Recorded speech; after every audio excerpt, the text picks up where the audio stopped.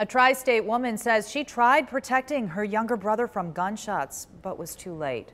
A boy was shot in Avondale over the weekend. Tonight, his sister speaks exclusively to 9 on Your Side's Jay Warren.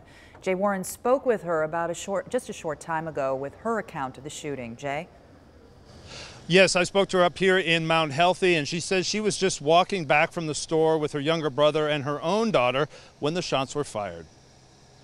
She was with her young daughter and 10-year-old brother when the shots were fired. Me and my brother and my daughter, we were just coming from the store, just walking from the store, and you just hear gunshots and it's coming towards our way, and I'm terrified.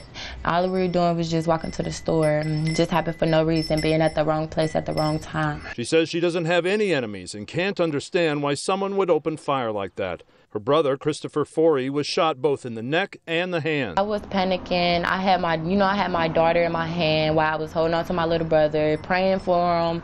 I'm holding him.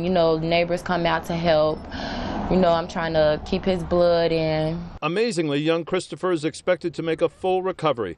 She says she's thankful because she knows it could have been so much worse. I'm thanking God that he's been there with us, because it could have been worse, and my brother's still here. I'm just thankful, very thankful that he's still here.